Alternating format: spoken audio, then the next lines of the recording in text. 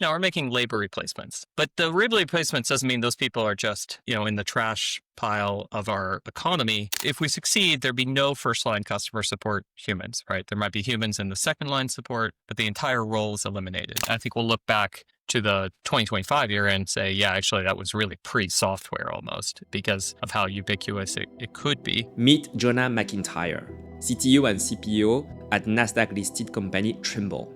He believes that the frontier of what AI is capable of today is jagged. If the path to a world powered by AI agents is a straight line, what we need to do will be obvious. But because of the jaggedness, those who can see the limitations of today are living in the AI world of tomorrow. The biggest roadblock in front of us is not the technology, but our lack of imagination to embrace what's now possible. Let's all take a leap of faith and explore the opportunities on the horizon. Welcome to the jagged frontier of AI.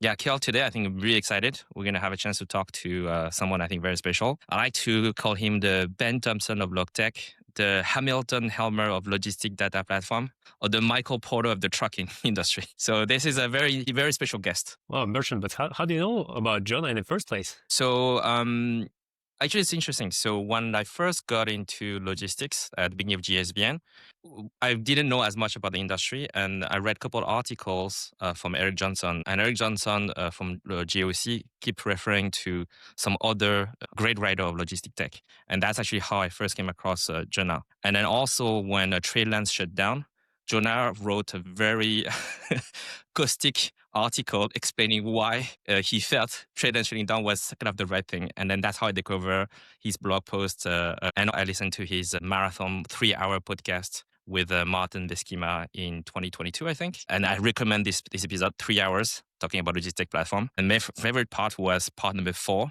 of the blog post he wrote about asymmetric pricing of platform. So this episode, I think, is going to be very interesting because for someone who's so would say skeptical about digital transformation as Jonah, it seems like he's completely changed his tune. This time is different, and AI is very different anymore. I almost can feel like he's on the desk and manifesting the AGI. Can you feel the AGI? I think he can feel the AGI for logistics, definitely. So today, we'd like to welcome Jonah McIntire, the CTO and CPO at Trimble Transportation. How are you doing, Jonah, today? Thanks. That was an amazing intro and summary. I feel like a lot of times I go to interviews and people can't even, actually literally can't pronounce my name. And you just get this glowing summary of my past work. So thank you very much. No worries, no worries. Yeah, so for people who are not familiar with you, who hopefully after the intro will go read the blog post and listen to your podcast, can you describe quickly your career? Give us a sense of your background. And I like to preface it with, you are probably the most interesting person in LogTech in the sense that you are kind of a deep thinker. And my assumption has always been, why are you still in logistic technology? Why not in Silicon Valley be a VC or running a big tech company? Yeah. Okay, so it's tough because you know where the destination is, but if I play it forward, it looks pretty incongruous. So I started my career out of a master's degree program that was focused in supply chain for retail. I'm helping at first just be in a logistics department of a retailer, and then through a lot of luck, frankly, I got to move up until I was running the global logistics for that retailer.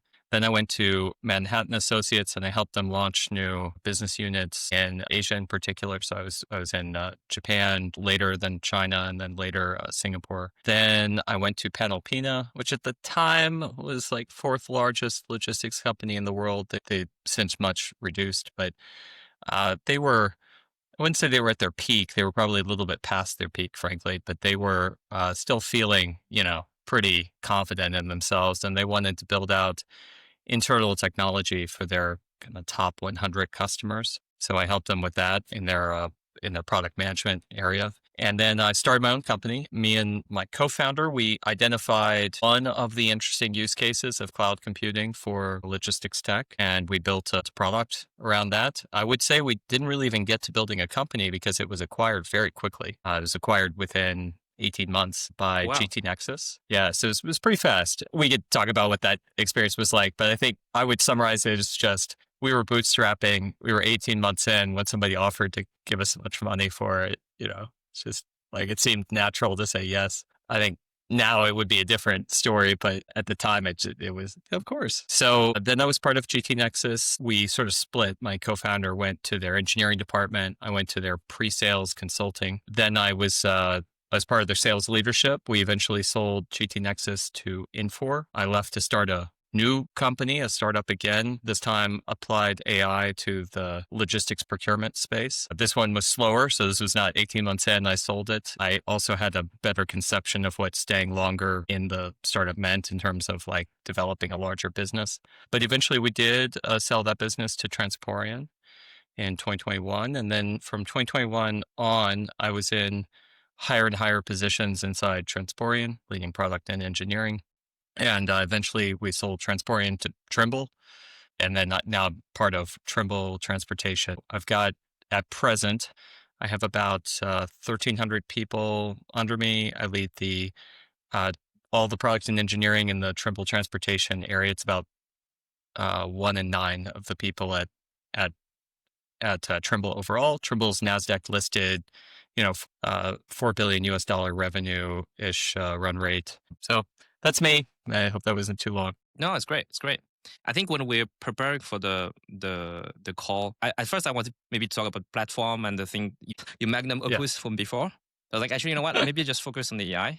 And I really love the summary you gave. You said, let me read it. I'm spending most of my headspace right now in leading the transition of a large software organization that has pre-internet and internet era success into the AI age. That has change management, product vision, and business strategy aspect. So before we go to the different aspect, can you quickly give a sense, like how did Trimble succeed in the pre-internet era? Yeah. So Trimble's origin story is a group of people that came out of HP, Hewlett Packard, and they had been working in the GNSS space. This is the Global Navigation Satellite System, which was the precursors to what we would call GPS today. And at the time, these things were essentially classified military only kind of technology. And then they became declassified, but they were still military only technology. If you had an appropriate antenna, you could get the signals coming off of them. But the way that those satellites work is they essentially just send a timestamp. And you have to decrypt the timestamp and then do calculations that would result in a kind of a triangulation. It's more complicated than triangulation, but you get to a triangulation of where you are by getting these slightly deviating timestamps because of the line of flight time from the satellites. So if you can decrypt the signals, then you have like a processing unit down on the ground, you can say where you are on Earth. But at the time, the only people who were allowed to decrypt these were military applications. But it was clear that this was going to be turned into a commercially available application by the US government. And these founders wanted to create a suite of products around that. HP wasn't interested, so they left and they started their own business. And they still to this day have really foundational patents in GPS. So if you're sort of using GPS in your car or using GPS on telematics units and trucks or on any other device, really, you probably are using something that at a ground layer has patent protection under Trimble. Their founder then wanted to commercialize. This is a kind of classic, like almost like blockchain, like a classic, like you have the technology first and the use case has to be found. So the technology was, if you're standing someplace on Earth, and at the time, the devices were pretty big. I mean, they were like a backpack or something. Wow, so if you're standing someplace on Earth and you've they backpack, you can say where that is on Earth. And then you got to go find what industries care about that. Who cares? So they create these go-to-market verticals where you can go and find where you go and like find people who need that and sell it to them. And that's how eventually Trimble ended up with like a field systems division that concerns itself with things like laying out roads, like stuff that is done for construction in the field. They have construction because the orientation in space and where something is in space really matters when you're building a building as well. And then eventually into transportation. So within transportation, our portfolio concerns itself with procurement. So we handle about $60 billion US a year in the buying and selling of logistics services, mostly transportation, but sometimes additional services. It concerns ourselves with the planning and execution phase, kind of like a typical TMS. So audit of invoices, that could be managed service, or it could be you get a tool and you do it yourself. And then finally, we have the highest quality logistics focused maps. So if you think about Google Maps, if you ask for a route in Google Maps, you got I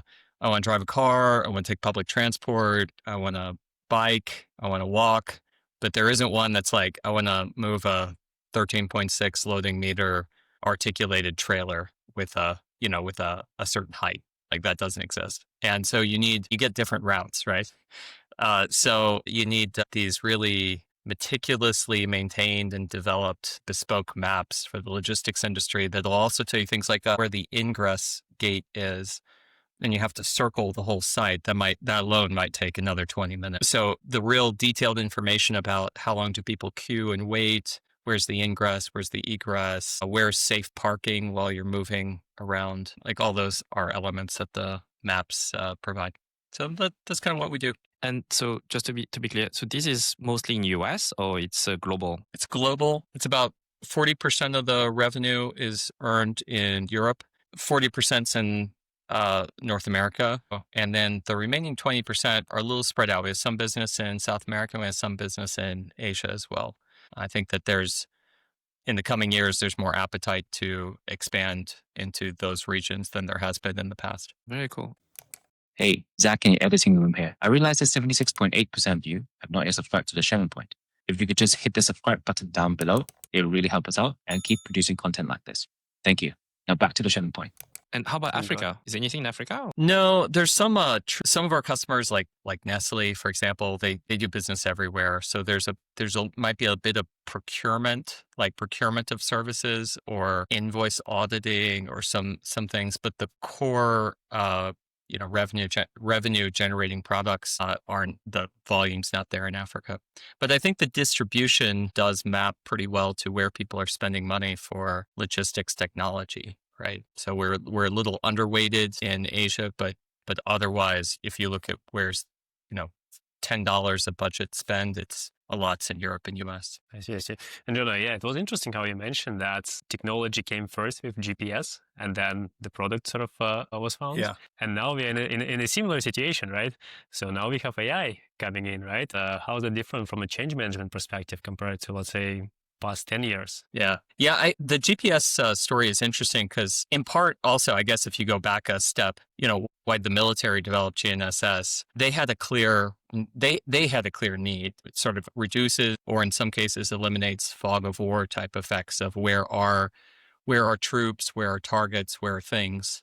If you can get down to 5 meters resolution or something. I think in the first generation of GPS, it was something like 5 meters. A lot of mistakes that might happen in war no longer are really going to happen. And because they're not happening, then you can plan and provision differently. So a clear use case there. What was totally unclear is, well, like what else can you do with it? And it turns out that probably the other things, like we don't go to wars that often, right? So probably the other things are way more important to the global economy than the original use case. And I think that there are like similarities to this in some technologies. I think AI might be a little different because the kind of AI I'm interested in talking about right now is generative AI, right? And in that case, it's a labor replacement. Like we know what to do with general intelligence. That's human beings. Humans kind of the human component, the labor component of the economy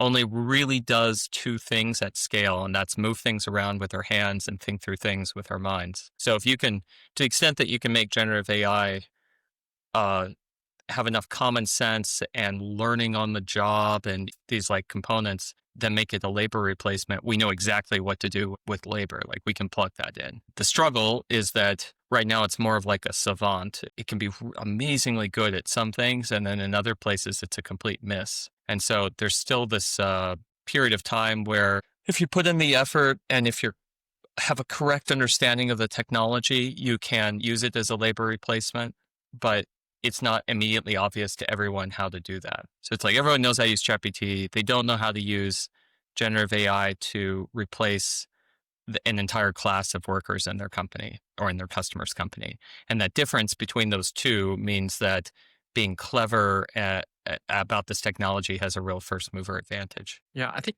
you wrote a super interesting piece called I think Words Enough and Time. In there, I think you made one reference I thought was super interesting because you contrast two approach of deploying AI. One is the Tesla approach, which is you give it very shallow. I think your example is a dictation app, note taking app. Sorry. Yeah.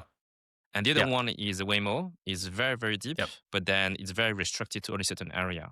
And these two approaches, two ways to achieve the same goal, which is full replacement at some point. Can you talk a bit more? How do you see that? How does it apply to what you guys are doing right now at Trimble? Yeah. So in my group, I have an applied AI team that does the big cross-cutting bets on generative AI. I do a bunch of writing internally that it doesn't get published. And then the stuff that gets published externally on my blog is often reflective of that. But this sort of a leak of how I approach like maturing these generative AI technologies that are coming out of our applied AI group. So if I give two concrete examples, so we took the approach of we would transform ourselves first by building AI as colleagues that would replace labor. And we would do that in 2025 so that in 2026, we could take what we learned and extend it into selling agents to our customers. And the way we would sell them to our customers is they would apply to jobs that are posted on their jobs boards, they're like employment lists, and pass interviews and be hired just like straight up as a employee. Now, of course, they're not legally employee, like obviously, but the process by which we know that they need a staff member for something, and then we put forward our solution to fill that role, and the way that then they go about reviewing the solution, instead of it looking like an RFQ or something, would look like they interview the agent. I mean, it's supposed to do a human job, so you ought to be able to interact with it in a human way. So in 2025, we were doing this internally. We had a couple attempts at it. One of the pathways was we took our customer support staff and we zeroed in on, we're going to make an agent that replaces the first line customer support. So if we succeed, there'd be no first line customer support humans, right? There might be humans in the second line support, but the entire role is eliminated. So just to be clear, it's not like a tool for them to use where they get like 90% more efficient or something. It's like, no, if it works, there is no human in that role. We had another one that was about engineers. So it was what we call our professional grade 2, which is a kind of a engineer with maybe 4 years or less of experience on the, in working. So they're not apprentices or kind of just total new hires out of college or something, but they're also not senior engineers. They're kind of the middle tier of that. But we took these two different paths. So in the case of the customer care, we went breadth first. So we're like, we will put this agent on every ticket, but what it can do on the ticket will begin very light. So it's the first thing it does on the ticket when we first released it is it just attempted to make its own summarization of the situation. Like no diagnosis of what to do about it, no attempt to take action on its own, just like a little note at the bottom of the support desk ticketing ticket that said, this is what I think is going on. And then over time, it got more and more, kind of forceful in asserting its role in that ticket. So it goes from, I'm summarizing the ticket to, okay, I'm summarizing the ticket and I'm putting in links to maybe similar tickets that we've handled in the past or to documentation relevant to this ticket. And it's like, okay, now I'm making a list of possible ways we can resolve this. And then it's like, okay, I'm not making a list. I'm just making one. I'm making one recommendation. That's a pretty important jump, actually, because it's fairly easy to describe like 3 or 4 ways that you could handle a situation. Imagine you go to a doctor, the doctor may have 3 or 4 ways that your symptoms could match something, but the treatment protocol and the medications are completely different. Yeah. So you got to know, you actually got to have like confidence in what's going wrong if you want to take action. So then it goes to, okay, here's one recommended action. Then it goes to, I'm going to take this action if you don't stop me within a period of time. And then finally, it's I'm doing it immediately and simply informing you what my actions are. And so we during the course of 2025, we went through this progression with this customer support agent. And then on the engineering agent, we went the other way. We were like, instead of going breadth first, because breadth first would be every user story or engineering ticket. Yeah, exactly. this How would engineering you do it? agent's going to be on everything. Exactly. So it was like that seemed a little ambitious. We were like, why don't we say, if it's a certain language, if it's a certain kind of ticket, if it's in a certain like repository, so certain products, and if it has like a certain grading of complexity, like story pointing basically, then it'll work on those. But when it works on those, it'll do the whole ticket. So the idea is, so it starts depth first, where you go within this like narrow scope, it'll take the ticket and it'll write the code into a code branch and then ask you to review the code branch as the first human step. So it does full automation, but in a narrow scope. And then over the course of 2025, we relax or extend the scope of, okay, well, let's say it worked for new features on fresh repos. Let's make it work for new features on mature repositories of code. Then it was like, okay, let's have it also work on, it started, I believe, with Python. It's like, let's add TypeScript, let's add Java, let's add .NET, let's add React for front end. It was like, okay, this is for new features. Let's add bug fixing, right? So you're sort of expanding the scope, but you're starting from a place where it worked, I don't want to say perfectly, but it works very well for something, and you're expanding laterally the scope of what that is. These two paths I find are a good abstraction. I mean, you could apply this to like teaching kids stuff or whatever. They're just abstractions of how to take something from nothing to full maturity in a domain. And they both work, but developing, part of what our team has to do is develop a sensibility or a taste for which of these is more applicable at a given time to a given problem. That's awesome. It's also interesting that you explore both approaches at the same time. Just to follow up on the previous example you mentioned with customer support, how system progressed over time and get better and better, right? So for summary, and then maybe one suggestion and maybe a list. So I just wondering for that, are you using some sort of feedback to the system, like reinforcement learning or supervised fine tuning? Because you said that system is getting better. One of the important elements for us was, in both of these cases, is the ground truth element of how fast will we have ground truth on did this work or not, and how high quality is that ground truth signal. So in the case of a customer support ticket, also whether you have an agent on it or not, even if it's just human beings, when the customer support person or actor tries to close the ticket, it sends a signal to the customer who opened the ticket. I mean, you've experienced this, right? Where you get an email, it's like your ticket's been closed, and then you have some links that are like, how satisfied are you, or did we solve your problem, or do you want to reopen this ticket, right? So you have all of those metrics of time to resolution and also quality of resolution. Like, is the customer satisfied? Do they give you a high CSAT score? Those kind of things. And in the case of engineering, this was actually non-trivial. There's a kind of a known problem in generative AI of, if you have a long process where you can't grade the intermediary steps, you're very likely to end up non-aligned to your final goal. So let's say you have like 100-step process. When you're writing code branches, there's a lot of steps, right? So you have these, say you have a 100-step process, but you don't know until you get to the end of the 100 if it worked or not. That is prone to ending up with reward hacking or some other sort of malign outcome. And traditionally, the way that software developers work, traditionally, like human developers, even in 2025, almost always write their code and then subsequently write their tests to cover the code. What we ended up doing was embodying test-driven development, which reverses that process. So the first thing you do, if you're given a ticket that says, we want to allow our customers from a mobile front end to book time slots for pickups at warehouses.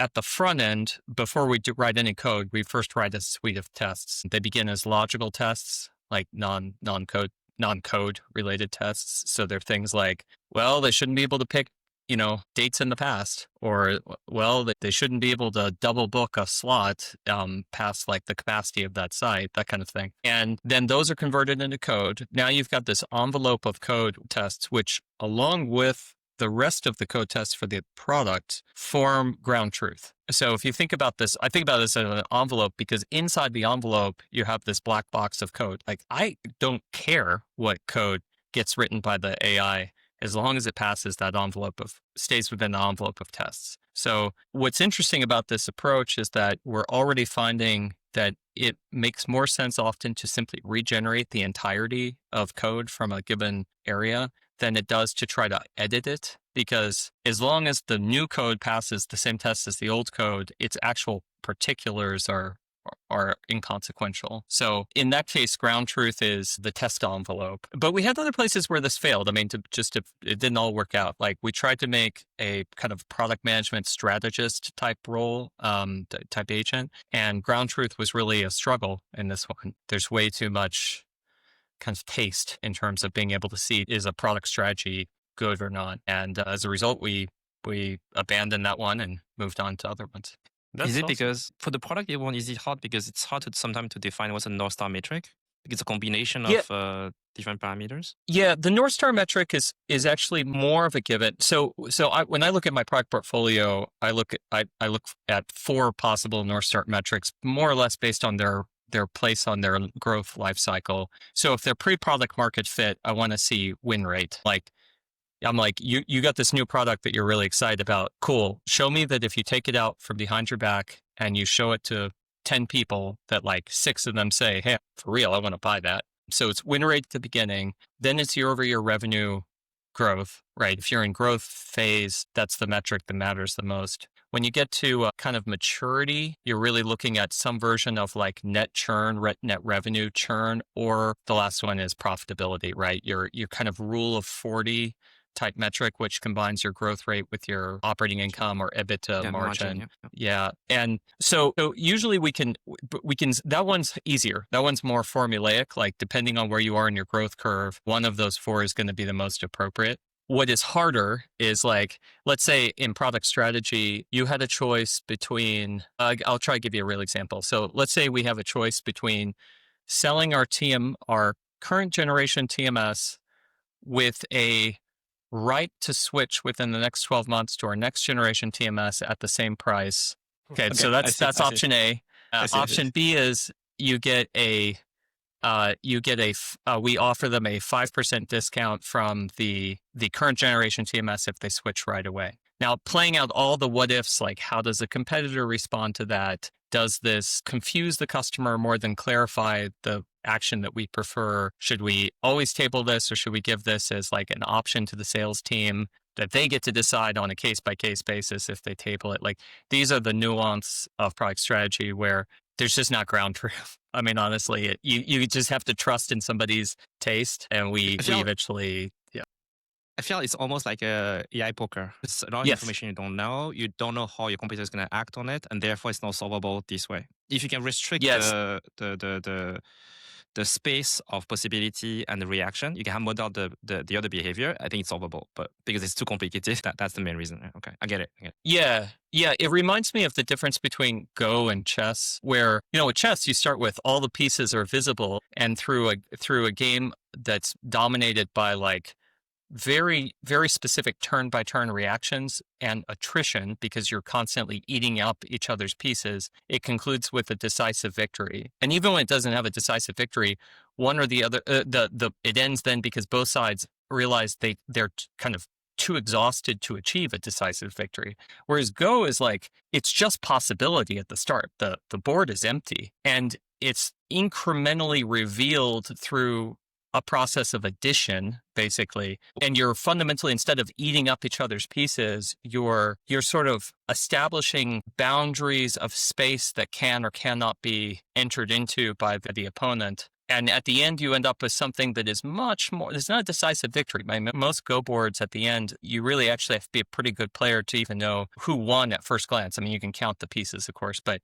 it's much more nuanced as a and I think mature business competition in our space is like this. It's not decisive victories. It's a ever evolving like spatial ratio that I get to have market share lead by 5% or something if I play my cards right. Oh, that's super interesting. Yeah, Jonah, I wanted to follow up on this code generation example that you shared with us. So, did you observe that sometimes humans become a bottleneck in a productivity? My personal experience, it worked quite well on the smaller snippets of code, But when it comes to large refactoring or rewriting code completely from scratch, as you mentioned, an obvious benefit for that would be, code's supposed to be written the way that it was written by one person. But the challenge here comes with debugging. If some test case was forgotten, if certain use case user story was not considered before, and an issue happens, then it might be much, much harder to debug. So what is the situation in Trimble? Yeah. You mentioned a couple of things which indeed were challenges for us, or remain to be challenges for us. So one of them is idiomatic code style. As an example, human beings really like concise prose in their code. If you had a variable that could be, say, 1 to 10, and let's say you wanted it to be randomized just for the sake of argument, most human beings would write that as like, declare a variable X, let it equal randomly 1 to 10, and now give me the variable, right? Because it doesn't, like, condensed prose is not necessarily better for AI. It's just idiomatic of how humans write code, but it doesn't actually add anything for AI. It might just write 10 lines of code, right? Like it might, instead of one line of code that's very, elegant, it might write 10. And that same process could happen if it was like 100, right? So one line of code to generate a number between 1 to 100 versus 100 lines of code to generate 1 to 100. So we have put in controlling factors for that, or at least attempt to nudge it towards, where possible, elegance. So things like, we would rather have smaller code line counts compared to pass the same envelope of tests. You mentioned that you can find bugs, for example, and then going and fixing the bugs takes more time than the code generation itself. Yeah, we found this as well. What we end up doing most of the time is saying you don't attempt to change the code, you change the test suite. So if you found a bug, it's because the tests were incomplete. A classic example, actually just a real example on this would be if I go back to the example of the time slot management, you may have thought of all of the functional requirements, but you forgot to mention the scalability requirements. Like, I need 100,000 people to be able to use this function at the same time without it locking the database, right? And so you find the bug. Now, what do you do about it? Well, what we would point to now is we would say you change the requirements at the start of the process. You go do the process again, you change requirements, it will generate new code rather than try to go and alter the code manually. But even when it works, even when all this stuff works, you're right that the human beings are still the bottleneck, because they have to go to if you think about code creation or product creation as in 3 steps, you have a decide what you want to build step, you have a coding step, and then you have a kind of a code review step. And that coding step can be fully automated, but for, frankly, like legal reasons, we'll never take the humans out of the code review process. The humans are in many ways like the crumple zone, the moral crumple zone of your car. Like we get into an accident with our code, and someone asks like, who reviewed this code? And we say, well, yeah, exactly. They're there. Yeah, kind of like, they add value. So just don't get me wrong. I'm not saying that it's a fake function, but if you really ask yourself, like, is there any scenario in which a large public company will pull humans off that in 2025? And it's like, no, I mean, it's not realistic. So that becomes a rate limiting step. And then what's more surprising to me is the first step becomes a rate limiting step. We are like idea constrained, idea limited, because I just put it back to you. Like, imagine you had a genie that came out of a bottle and they said, it's not even 3 wishes, just kind of infinite wishes. Like, hey, whatever you can describe that doesn't have weird contradictions or circular logic or something, like whatever you can describe cleanly, I can make software for you that does that. And then, it's over, balls in your court now. Like, what do you say? And my found is that people have quite banal, quite like low ambition things that they say. They, given an infinite amount of coding resources, they ask for stuff that's just like, I mean, slightly nicer software. So the idea constrained part is surprising to me, but it's real. Speaking from someone who's like entering a very high velocity phase, I've discovered that making sure that there's a backlog of good ideas is actually the constraining step for me. That's actually super interesting. Sorry. Because I think these 2 use cases with the AI, I think that's really taking off right now. One is coding. The other one, I think, is content creation for movies and music and whatever. Yeah. And from what you're saying, effectively, it's the same thing. You have infinite slope. It's very easy to create average content, average coding. But the interesting content with the unique insight, the unique idea, this will become the difficulty. That's the bottleneck. People are not that imaginative. They don't have originality. And then they just come up with the same average slope. Yeah. That's what we call slope, effectively. Right? Yeah, exactly. It's like, in this case, sadly, it's kind of not AI slop, it's sort of human slop of like, having a clear original idea is hard. And then having them at I won't call it infinite, but having it at a pace that's maybe 10 times faster than you could have expected in the past is even harder, right? So Actually, a really interesting concept. Yeah. So the bottleneck is actually not on implementation, but on the first ideation stage. But, that's right. If we flip it a little bit, right, and think about product management, because previously, as I understand, people who generate ideas, let's say product managers, they were constrained by how fast this idea could be implemented, right? And now you're saying that, you know what, this constraint is no longer there. Here is the genie. Practically for you could just think about whatever idea you want, right? And did this mindset actually change in your experience in Trimble? Maybe did product managers start thinking differently, knowing that actually implementation resource could be practically infinite for them? Yeah, it is, but I don't think it's changed enough. So the way that it's most concretely changed is I see product managers going into prototyping themselves. Probably a third to half of the product managers now do some amount of code generation on their own prototype branches. And so what we find coming out of them is a much more robust, like explored solution rather than a purely conceptual or kind of thin one. And they're doing that in part because of as you said, the incredible velocity difference of, they don't have to wait for someone to partner with them to make a prototype. They can just make a prototype by themselves. On the other hand, I have not yet seen most of the product managers recalibrate their ambitions appropriately. I'm not trying to be critical of them. I'm just giving my honest opinion here. I wrote a blog post about we kind of need utopic type visions. So as in like extreme, if we are provided with the means to produce truly anything that we can imagine in the software space. So the physical space is not quite there yet. So there is robotics coming along, and that will have a major impact in like the front of the house of logistics operations, where you have to actually move things in the physical world and deal with material, right? But in the back office, that's a pure information environment. And the pure information environment right now is entering this zone where it's like, hey, if you have a clear idea, we can make that idea. I think within a couple of years, this will be down to pretty much any organized department could do this with off-the-shelf tools. So then we need an increase in the ambitions and the creatives who are envisioning this stuff. And I haven't seen that lift happen in within my cohort of product managers. I haven't seen it take place largely. So you can see that they're still sort of grappling with the transition from limited resources and quite constrained velocity to like unlimited. I see.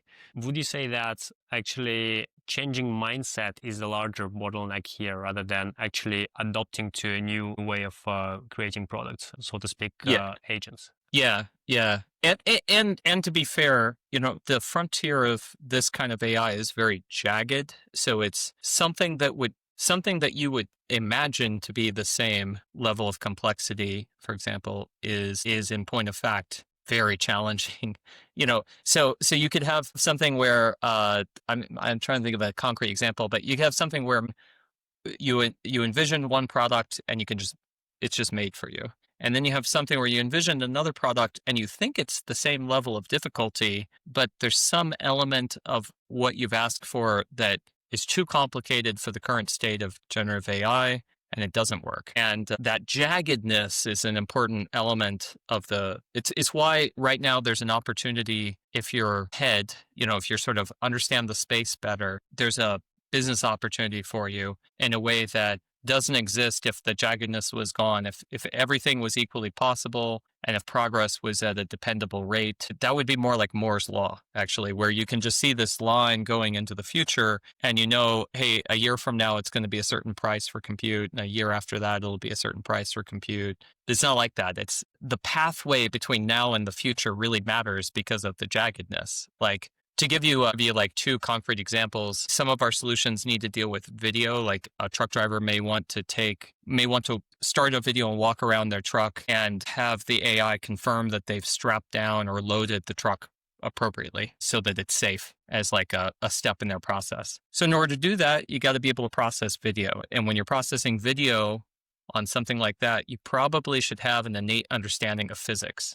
If we saw a truck where all the load was on, like, let's say the truck is like this and all the load was here, we would be like, that's probably going to tip over when it turns, right? But that's only because we have this like animal instinct level understanding of physics, and AI doesn't have that yet. So it's okay. That's problem A, unsolved problem A. Unsolved problem B is that if we're in a three-way conversation, human beings have a discretion. So we would be like if I know something that Bertrand knows that you don't know, I'm doing this calibration in my mind. I'm like, okay, I can't disclose this because I would be, you know what I mean? This it's very subtle, but it's very deeply ingrained in us, this social calibrations of discretion.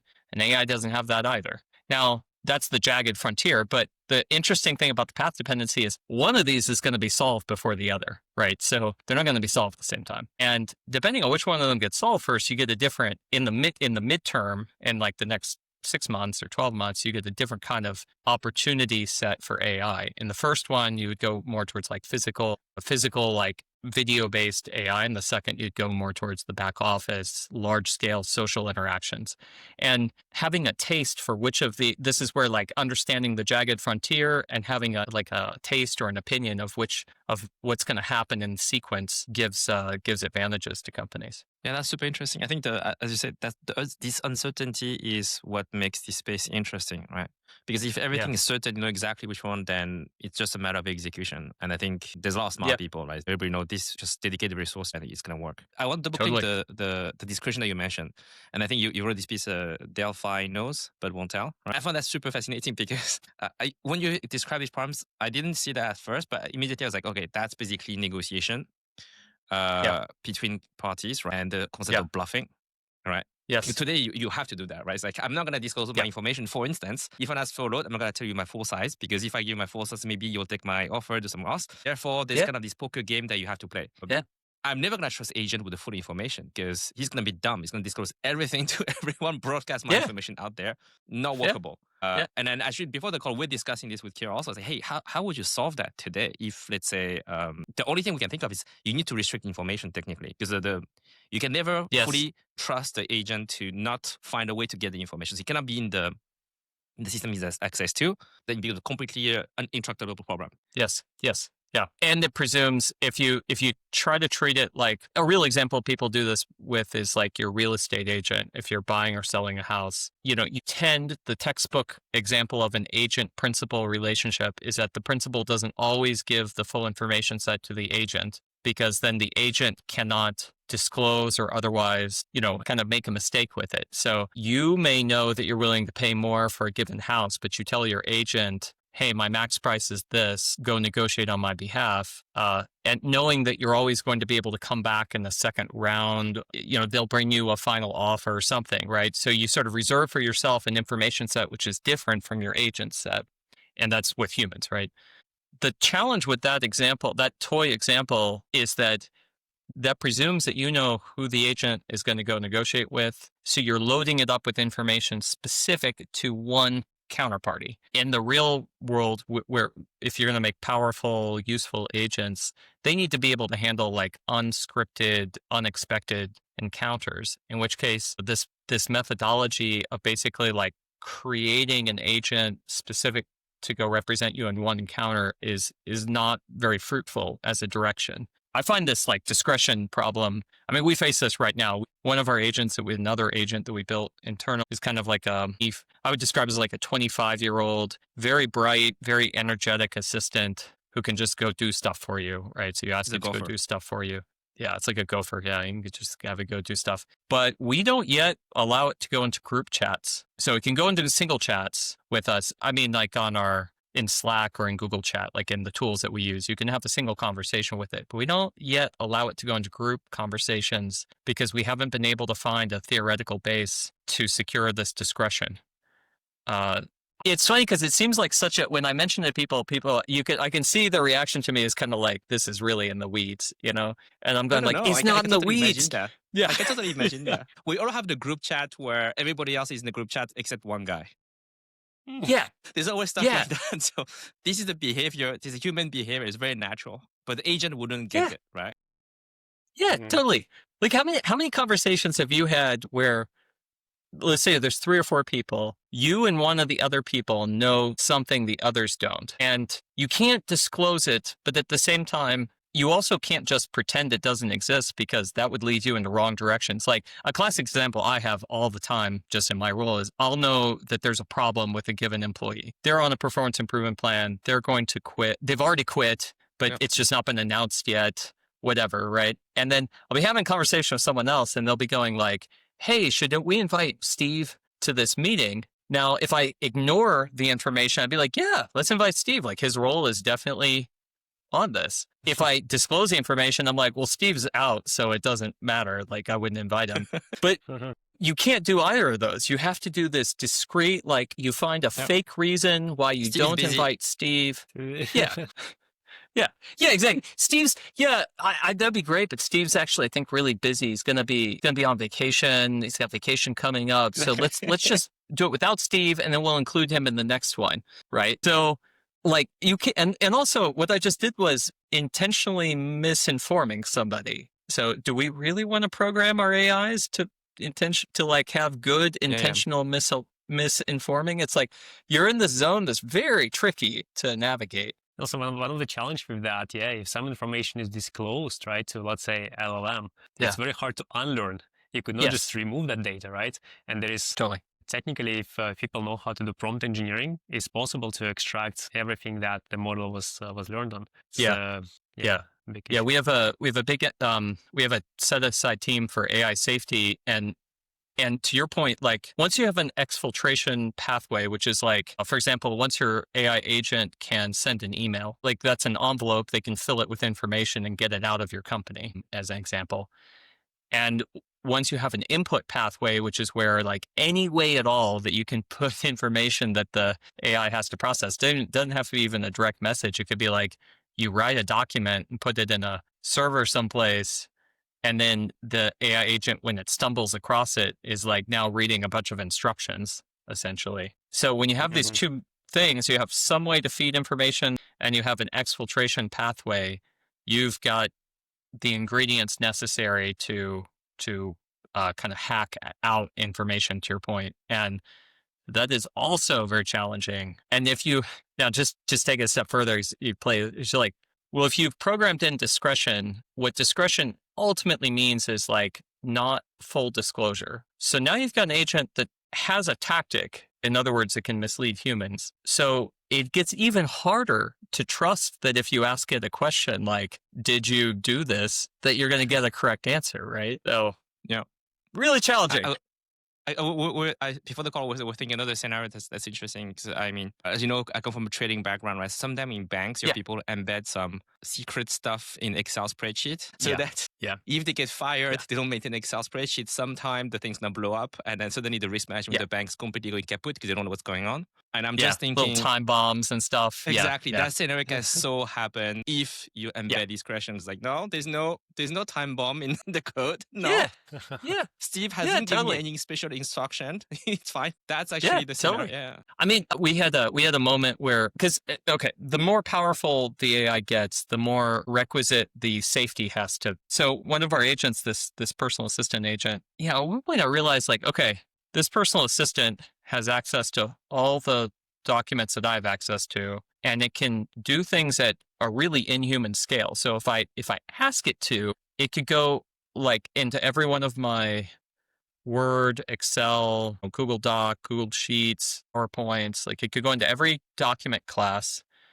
and look at every number that is a percentage and add a random 1 to 5 points to that percentage. So like a 13 becomes a 14. And I could have it do it over, 100,000 documents over the course, just trickle it out over the course of a couple of days. Like it's unclear to me if we would even catch such a thing, if I'm honest. Like at the time when I was realizing how dangerous this was, I was like, wait, I've got this thing now that can kind of work at inhuman scale. It can alter data in any document that I'm connected to. We have logging on it, but just the nature of that stuff is like its purpose is to go alter documents. So that alone isn't a problem. It's only if there was a huge spike or something, which we would pattern detect, like, hey, something's going wrong. So if you tell it like, hey, make yourself a schedule, do this over the course of the next 2 weeks, I don't know if we'd catch that, right? So these are the kind of things we go, Have a ooh, solution, like blockchain.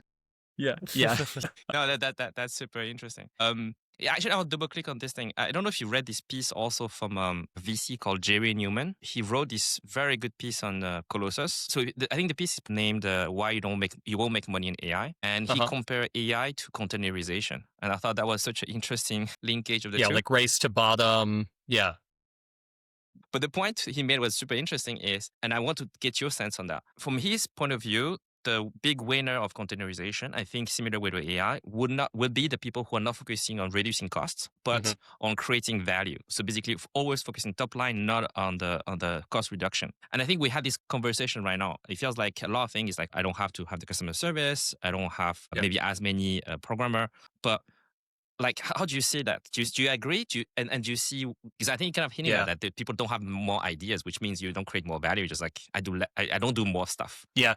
I think that this is I should preface it by saying I'm very clearly in the techno optimist zone, kind of like culturally. I think a good analogy here is to look back at about 200 years ago in the US, like 98% of the population was in agriculture, direct food creation, basically. And everybody else, like soldiers, lawyers, teachers, all tradespeople, they were all the other 2%. I mean, it was like most people just needed to make calories because that's how inefficient it was. And if you skip forward now, it's almost exactly reversed. There's less than 2% of the US population that works in food production, but they make a much greater diversity, quality, and quantity of food on any scale. Like if you measure it per person, if you measure it per acre, whatever. So they're much, much, much more productive. And if you look at calories are pretty clearly one of these things that kind of asymptotes. Like if you don't have enough of them, it really matters. Like it matters more than anything. For a while, you're like, I love it. I'm getting more calories. It's great. Then it kind of like, it sort of asymptotes off and we find ourselves doing things like converting corn into fuel because we just have a lot of corn, right? So the calories, we try to like get them off of food actually and turn them into vehicle fuel or something. So now the reason I mention this is if you go back in time and you ask those people 200 years ago, if you were to be like, hey, because of seed banks and agronomy and mechanization, but maybe in weather prediction stuff, like we're going to be able to take 96% of the population out of agriculture. Like they couldn't even imagine what they would do. They would just think that everybody's going to be unemployed and like homeless and just it's going to be horrible, right? But human creativity and ingenuity, found other productive uses of those people. I like this is where I really do believe in the creative destruction elements of kind of capitalism and markets. Of like it does in asymptote, sort of in fullness of time, it does happen. There may be dislocations temporarily that are pretty uncomfortable for the people who are involved. So then, if you bring that to modern day, what does that tell us? Well, I think what it mainly tells us is that to your point, like if we think about this as purely a cost reduction, first off, as a business, you can't cost reduce yourself to glory. Like it has a pretty finite end. The second is it's also incredibly demotivating to talk about this with an organization. Like I can tell you from firsthand experience, I don't shy away from talking about the labor replacement aspects of AI. That's why I'm saying it on your podcast instead of saying, what is the terms that people want us to use? This like helping Enable them. Enable. There we go. Yeah. We're enabling our employees to be more productive. It's like, okay, this is not actually like, I think there's an intellectual honesty that you have to bring to this of, no, we're making labor replacements. But the labor replacements doesn't mean those people are just, in the trash pile of our economy. What I find is that they kind of transition first into these AI boss type roles, like they're overseeing a group of agents in more of a supervisory function. And then they go in various ways. Some of them are really tap into their taste and creativity. And I find that super interesting. Others go towards things that AI can't do yet. Social aspects, for example, or I think for as long as I can see into the future, we care about what other people think about us. So there's a social basis upon which is sort of irreplaceably human. It's the small part of the economy now. Mostly it's hands and heads are the jobs people do, but I think social basis will become more important. So anyway, the point is that I think that these things will come. They're just very difficult for us to imagine kind of a priori to the actual transitions themselves. Yeah. I want to double click about this management of AI agent, just to add my 2 cents on that. Yeah. So I'm managing a team right now, right? And I think the biggest bottleneck managing team of human being is the human being part of it. Because you have to take care of emotion, feelings, and a lot of problem has nothing to do with work, right? Totally. I can imagine if you have to manage a team of agent, IC agent, individual contributor agent. Yeah, you don't have to deal with any of the emotion or like sensitivity. I just like get the job done. And to some degree today, if you look at the way people are treating some of the the memes where you treat ChatGPT, you yell at him, it's like, hey, don't make mistakes, so I'll unplug you. I can just see a future where a lot of people who does not have the management skills can have actually a pretty strong leverage on agent, because it's more about defining the outcome you want and this is the taste, right? To know what to do, what not to do, what's reasonable, what's not reasonable. And if someone spends a lot of time building social skills, yes, it's very important skill set, but it's actually, in my experience, not always correlated to the best performer who cannot really handle the social skills and then the social cues, right? But they're really, really good at like the outcome driven, get the things done, and don't have the social graces. So I think this Venn diagram is actually super interesting, because I think you'll have actually a lot of people who are outliers, but not really good at people manager. Yeah, I fully agree with this. The management skills that are necessary for the AI boss type roles are the elements of things like introspection. Do you really know what you want, actually? If you think about a human to human management relationship, you have this. You set goals, you provide outside context often to the employee that they don't have.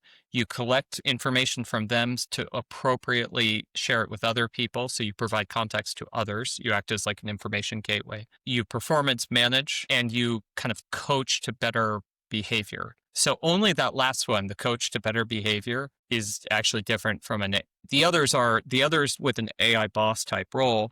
You are setting goals, you're giving task-specific feedback on the goals, and you are acting as an information conduit, like a context conduit of bringing context to the individual contributor and lifting context from the individual contributor to the organization. Now, the behavioral coaching side, I think where that's going to find more fit will be in roles that are more social in nature. Like, this is a little weird to say this, but I do think there's something interesting about the rise of things like influencers and podcasting, for example, and blogging in our economy, like a kind of an importance of personality and connection and attention. The attention economy has risen in importance in our lifetime, our career lifetime anyway, in a way that would just have made no sense at all to earlier epochs of the economy. Like if you go back that 200 years, there was land and labor at the time, but capital didn't really work the way that we think about it today,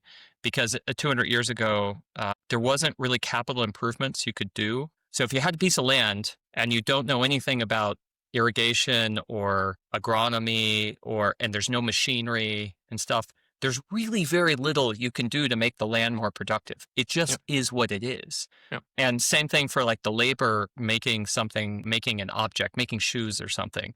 There's some tools, but there aren't really pre-industrial period. There really wasn't like capital improvements you could make in those tools. The best tools were basically possible to yield in very small periods of time with small amount of capital, and then it's just over. So they had like labor and land were the two bases of their economy. Now skip forward. Now we have like capital and labor.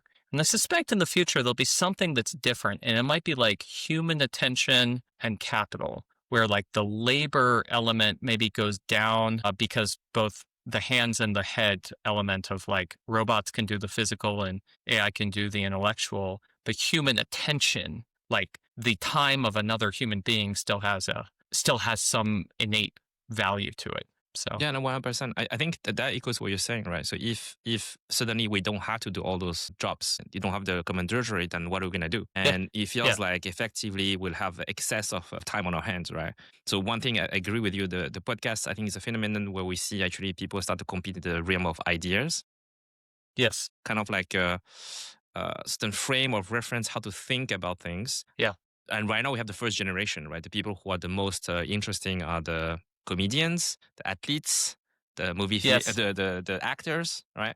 Yes. But increasingly, I think in the future, it's going to be about ideas, right? And then with the new tool like social media, YouTube, and all those, the recommendation algorithm will find the right content for you because you're telling the algorithm what you want to see, what you want to hear, what you want to learn more. And I agree with you. And I think that's why, I think that's sort of the thesis why we're doing the podcast also.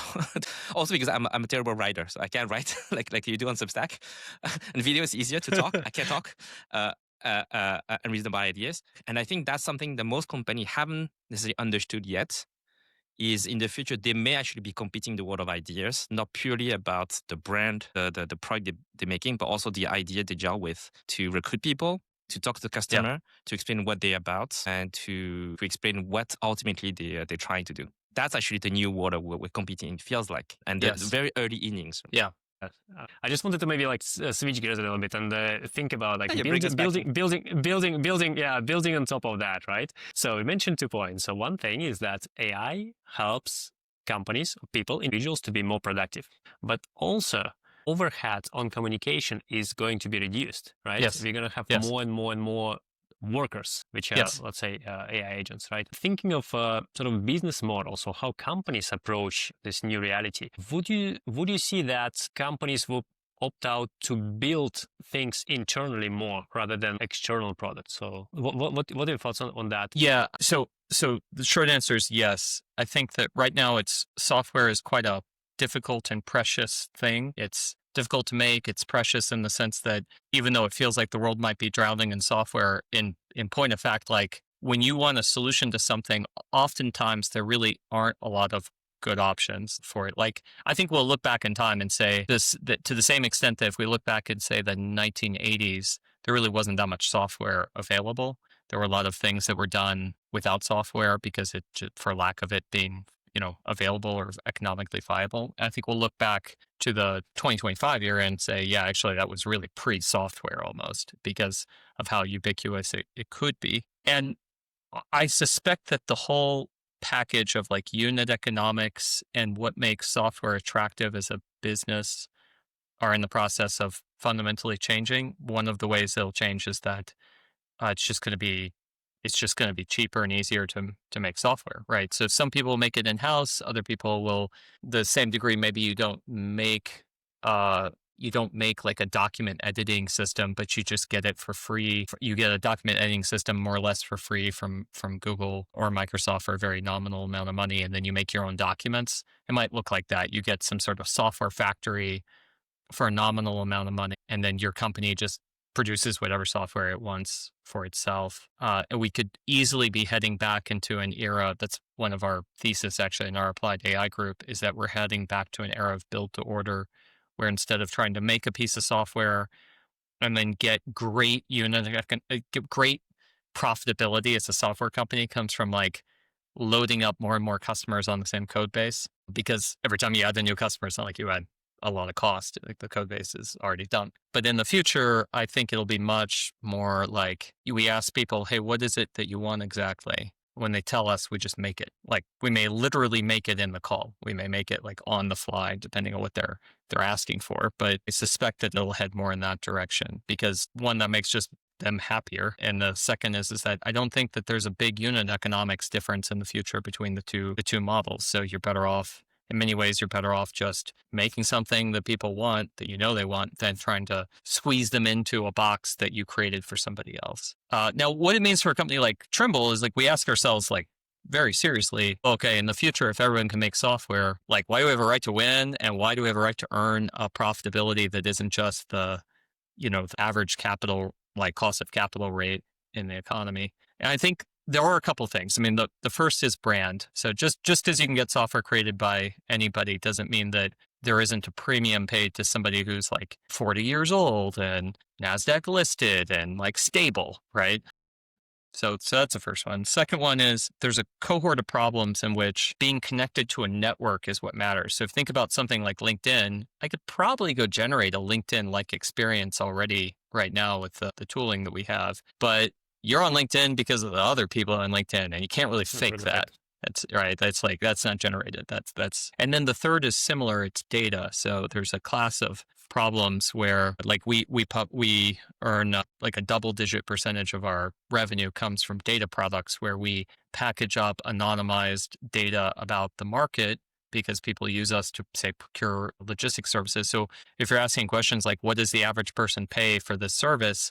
You can't just make that up. Like, it's got to come from real data. So having a corner data set is also a kind of a safe harbor for being a software business in the future. So we look at these like brand, network, and data as elements that are the safe harbors for a software business in the future. There may be others, but these are the ones that are the most appropriate for Trimble. Yeah, actually, I have something to add, but not as directly related to Trimble, but I think any business in the future, right? Yeah. So I agree with you. First, short SaaS. I do think SaaS has over-earned. And this subscription model, zero margin cost, you build once and deploy the same. I agree with you. It's probably going to change quite drastically. I think another moat potentially that you haven't mentioned, which I think maybe it will come back, is maybe back to the physical space. So if you think about the software space, is cost goes down, no limitation, everything is, there's no law anymore.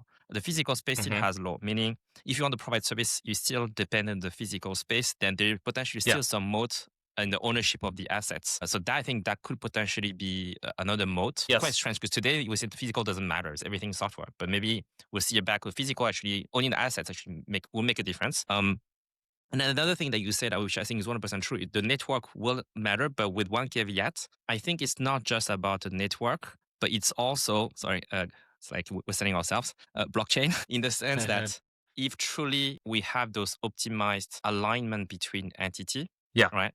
The most valuable thing will be the confirmation of truth, what's true, what's not true.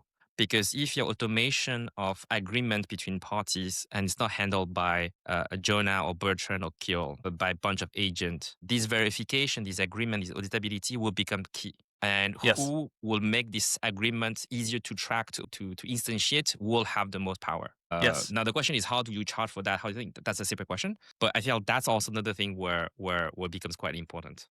Yeah, I mean, it's interesting if we sort of like shift for a second and talk about the applicability of various versions of blockchain for logistics and supply chain. So there's qualities of blockchain that I think are very suitable to application in supply chain and logistics. The immutability of the ledger, the trustless, in some cases, the trustless design at the center of the ledger, the ability to balance like pseudonymous, cannot speak, identity management, these flavors of all the way from fully anonymous, pseudonymous to totally identifiable parties, right? The traceability, the continuous traceability that something like tokenization enables. So kind of full life cycle traceability. These are ingredients that have place, like in supply chain solutions. Now, what I've seen so far is that they often get applied in places where either the package of them, the drawbacks of the package are challenging. So, for example, like you may want an immutable ledger, but you want it also to be fast resolving. And the fact that it resolves not quite fast enough, not like sub-second resolution, but maybe multi-second commits or something, that becomes a problem. Or you may have something where you like the trustless mechanism, but you don't like the power consumption, for example, to get to the trustless mechanism. In like the 2012 to 2016 era, I was much more tuned into like expecting there to be breakthrough kind of arrivals. They were kind of working, but they're not. They're still like niche solutions. And then I think that there's a new set of swinging at ball that's going to come with the introduction of generative AI for a couple of reasons. One of them you mentioned a second ago, which I think is really important, which is a lot of these agreements are going to be reached and inspected by non-humans, right? So now in theory, you could wrap everything in APIs or whatever, and that's fine. But if we have our agents making agreements at scale, like really large scale, I suspect that that's going to increase the importance of some of these elements, like trustless by design or immutability by design. So I do think that there's kind of a like pendulum swinging back towards whether it's blockchain or there's a lot of derivatives of blockchain, like cryptographic ledgers, I guess is the more maybe general description. But I think there's a sense of it swinging back towards like a renewed importance, or kind of a renaissance for this area. Yeah. I think right now, so there's one thing that's scaling on a platform right now. It's called electronic bill of lading. So it's a documentation that you use for shipment, and it's actually the perfect use case for blockchain. But for me, I was trying to make it even further. I say, hey, you know what? Let's hype it up. Electronic bill of lading is not electronic bill of lading. It's actually a data container. Because the message I try to say is the biggest problem people have today is that they are. So you have the physical supply chain, right? Which is what we've done is in the past was very hard to move objects, right? So you spend a lot of time wasting time putting objects on the ship, take it off the ship, put it in the yard, consolidate, put a truck, etc. So you put it in a box, you move the box. Great. So moving goods becomes very easy. But actually moving data is super hard. Why? Because a couple of reasons. Number one is you keep keying the data, you enter the data in, you recopy the data, you keep re-entering data. Also, very simple thing here is you don't want people to see all the data because this industry is fundamentally fragmented and there's a lot of conflict of interest. So there's a piece of information I don't want my counterparty to know, which means I always have to take some information from a PDF and re-enter in another system and then you lose this fidelity. You don't know the information where it's coming from. We don't have this trust anymore. So if you can solve both the immutability and also the access control, you can create, in theory, what I call the data container. And then if you combine that with payment, which is the transfer of value, then data container as a concept is becoming super interesting. So I feel like we're going back to your magnum opus right now, which you say there is a 6 frontier of logistic utopia. And I think you come up with 6. I have to be honest with you. Some of them I don't agree. I don't think it's as interesting. But these 2, actually, I really agree with. Disagreement. This is cool. Kiyola has not the 2, but I have the 2 that I think super interesting. The robotics. I think robotics super interesting. The material handling, I agree with you. It's going to be amazing. And we see this kind of race right now between the robots, the expensive robots, the cheap robots. I think next 10 years will be super interesting.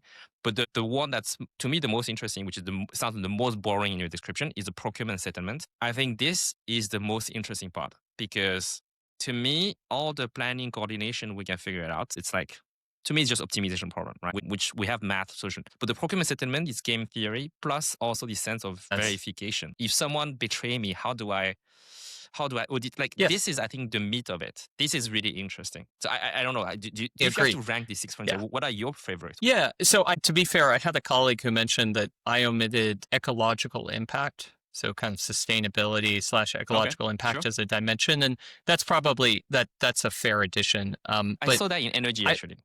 To me, that's in energy. I kind of had the same feeling, but like his point was there's material recycling, that kind of thing. Like, okay, all right, I'll take the point. But I think the procurement settlement space, which, as you said, exactly is important because the optimization function is in conflict between the parties. There's interest alignment that is it's dynamic, it's competitive, it's zero sum in some cases, it's greater than zero sum in others. Very interesting. Because it's multi-round. it's more complicated because it's multi-round. If it's a single round, you're right, it's zero sum. But if it's multi-round, it's more complicated. That's why I think from game theory perspective, it's super interesting problem. Yeah, totally. This was actually why in my second startup, we were doing applied AI for procurement, for logistics procurement.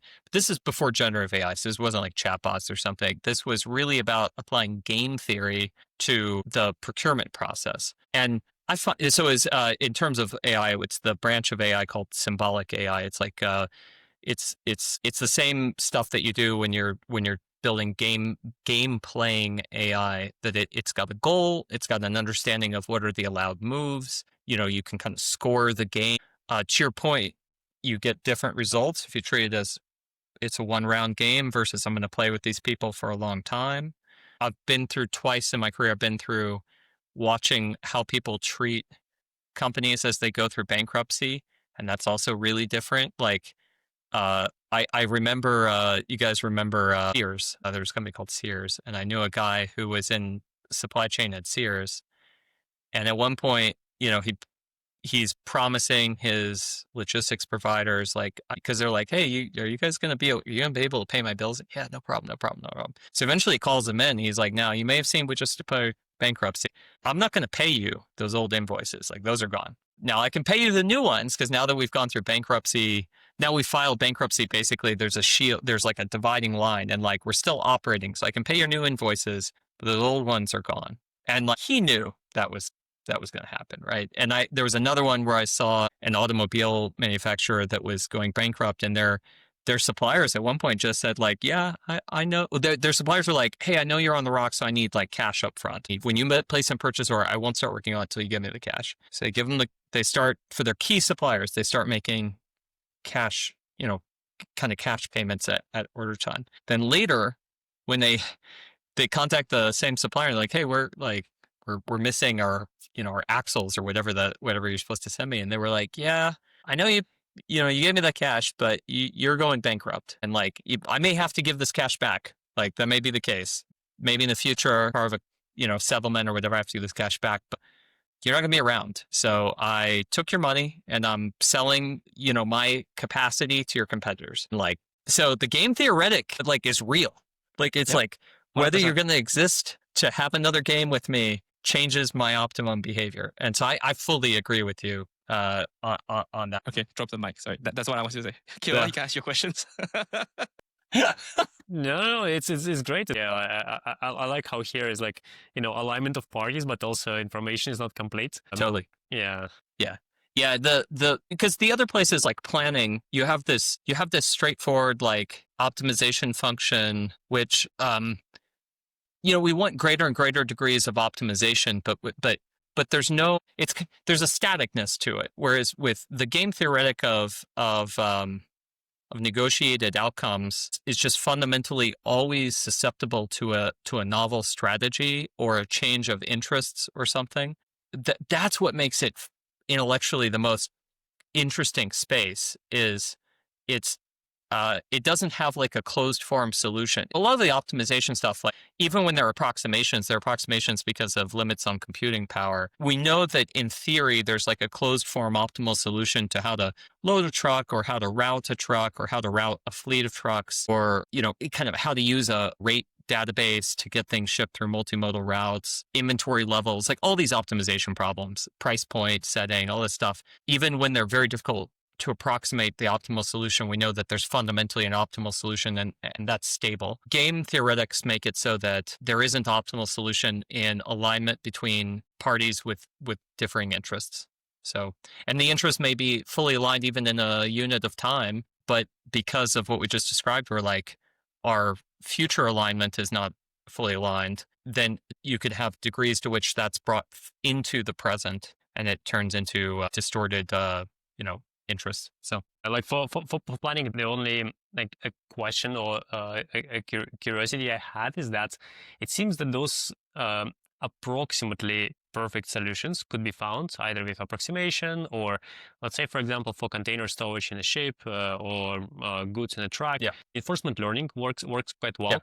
for those questions. The challenge here comes from inputs, and you actually mentioned it in your post that if inputs are correct and provided, then we could find a solution. But what happens if inputs are not provided, or maybe provided incorrectly, or if there are other constraints that we didn't think about? So, for example, in moving containers, right, you need to think about constraints in terminal and port. Yeah, I agree. In the planning domain, when you talk to people who work on these, like where that's the center of their career, you often find that the frontiers they're looking to expand are things like quality of information and completeness of information. Sometimes it's depth of computability, computation on the problem, right? So those are just not the same as in the other domains. I mean, energy obviously quite different, but in this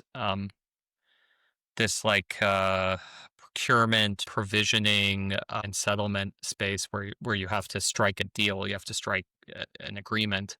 You know that you'll never have complete information. To seek that would be like really misleading in your and just not fruitful at all as a direction. You want other things, like you want tactical mastery. How do I run the process or behave at the table? You want strategic mastery of like away from the table. How do I create new options for myself and limit the options for my counterparty? So that those are just fundamentally like different and in my opinion more interesting spaces to work on. I'm going to add a caveat. I'm not saying the planning is more interesting than procurement, but I think planning also it could be quite interesting. Have you heard of this guy called Johannes Vermorel, who read this book called Introduction to Supply Chain? Okay. Sorry, I'm trying to think, but I don't think so. He's a classmate of mine. He's a classmate of mine for a long time ago, for like more than 20 years ago. I find out recently that actually he's in supply chain also. It's like how come he's supply chain also? Yeah. But he just went a completely different path. And he has quite interesting concept that he's promoting. And I think his background, he's pushing for this supply chain science, but more from the corporate side. Okay, so his vantage point is actually something that resonates with me, but back to my experience as a trader. From his point of view, is every single decision you make from the supply chain perspective is uncertain because a lot of information you don't have. You don't know the demands. Yeah.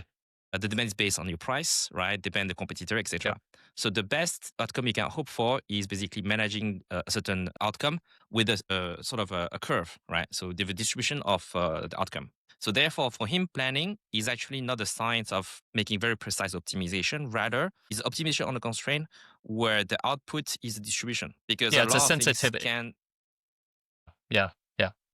think it's more than sensitivity in the sense that some decision you make will put you closer to a catastrophic mistake. Yes. Some decision you can make is actually, even if you're wrong, it's benign.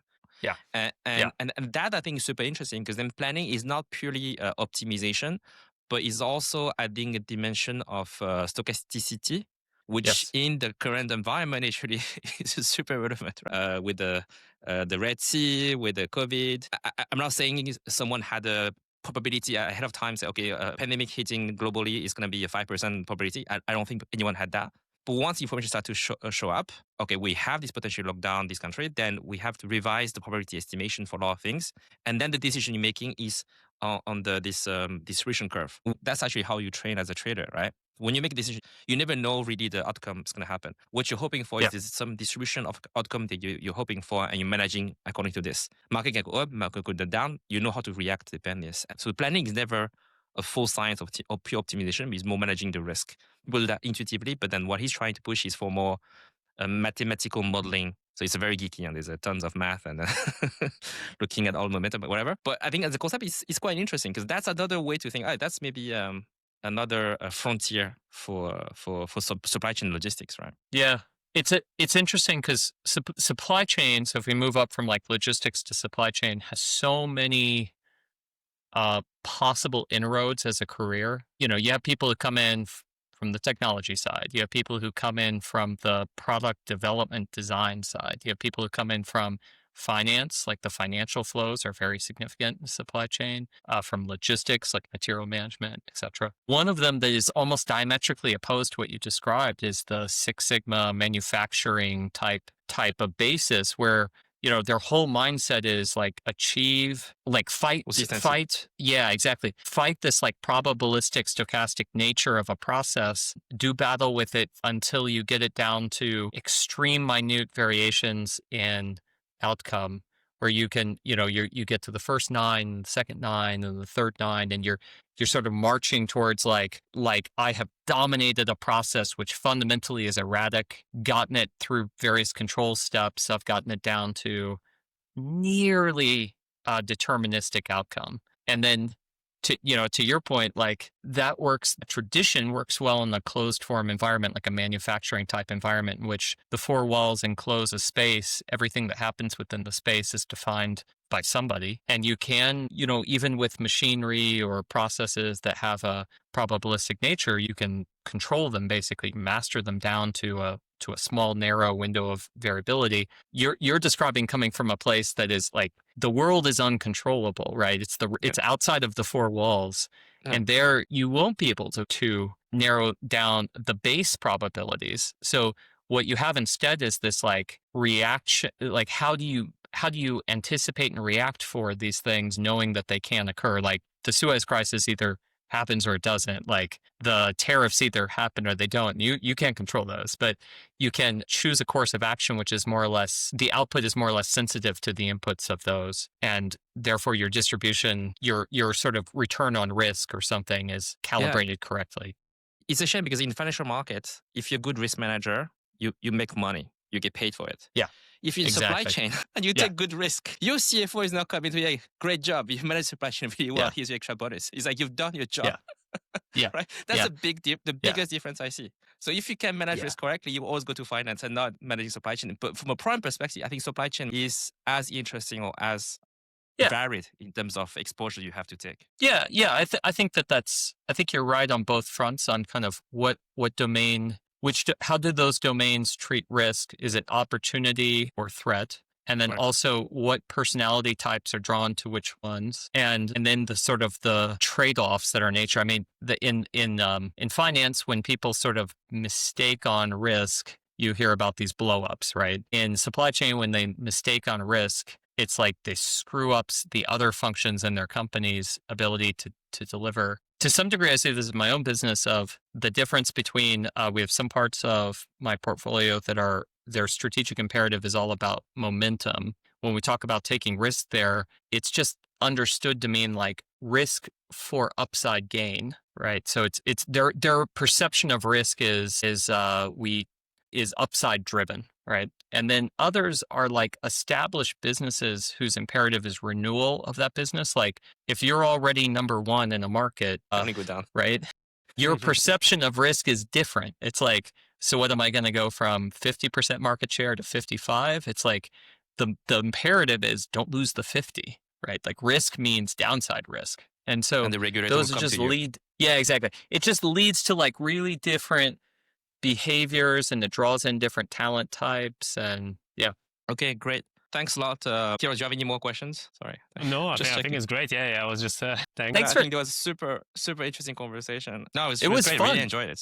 Really good. I was super looking forward to it. Ironically, like the concept of a Schelling point, like an attractor or a strange attractor, is something that is probably like pretty center to my thinking about how organizations should run. Like I try to minimize coordination cost of a team. And part of the minimizing the coordination cost is investing into things that will give them a shared worldview, like a kind of a mind meld, a shared worldview. And a big test of that is like uncoordinated, will they arrive at the same conclusion? In other words, is their thinking developed a shared Schelling point where they will converge to a point of view absent the ability to coordinate with each other? Will they arrive at a similar, it doesn't be exactly the same, but would they arrive at a similar disposition on a given topic? And through like, we use asynchronous writing culture mostly to do this. We write a lot to each other. If you read, someone wrote a bunch of stuff and you read a bunch of stuff from them, you kind of can guess how they would behave in a given situation. And that's our equivalent of a Schelling point. So it's pretty cool. I was like all excited to do this. This is fun. Thank you. I think you solved one problem for me because Zach keeps saying no guest will know what Schelling point is. You're the first guest who actually know exactly what Schelling point is without having me to explain. So perfect. Thank you very much. Yeah, when I saw the name, I was like, oh, this is going to be fun. This is going to be a good one. Like, this is cool. So that's what I was telling Zach. I was like, either the guest knows what the Schelling point is, which I think then make it more interesting. If it doesn't know, then it doesn't matter. But I also, it's kind of a, how should I say it? It's it's kind of a sign of, okay, so people Yeah. who are interested in logistics, who want to do the thing and know what Schelling point is, it's also It's a filter. going forward when Yeah. we collaborate, it's sort of a sign, like we're interested in the same thing. Right? Yeah. We're thinking the same way, similar problem. So it's also a sign of, how should I say, that we recognize each other effectively. Yeah. Exactly. Tyler Cohen has something like, I was listening to a Tyler Cohen interview once, and he made reference to P doom as like a statement, P doom as in like probability of end of humanity or something. Yeah, exactly. So you know what it is, right? So the guest was like, well, maybe we should define P doom for your audience. And Tyler was not having it. Tyler was like, no. He's like, first off, they either know it or they can go look it up. He's like, you could just see the signal was clear. He was like, this interview is for people who either already know what PDOM is or are willing to take the 30 seconds it takes to look it up. I'm not going to spoon feed it to them. So I love the Schelling point because it's like exactly that. I got so much fight with another member of the team. I won't name who say nobody knows the Schelling point. You just try to sound smart. I was like, you're just being French. Yeah. You try to be snobbish and sound smart. I was like, no, some people would know. Some people would know.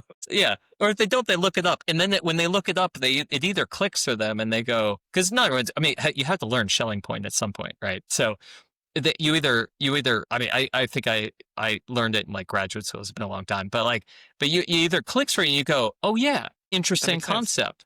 Glad I have a word for that now. I don't have to re-explain the whole thing. Or you go, oh, what's that mean? It's a signal. It matters. I think it's cool. Okay, great. Anyway, thanks you guys have a good, have a good rest of your evenings. Real evening for you, Bertrand. But it was great. It was great talking with you. I hope we get to do it again sometime.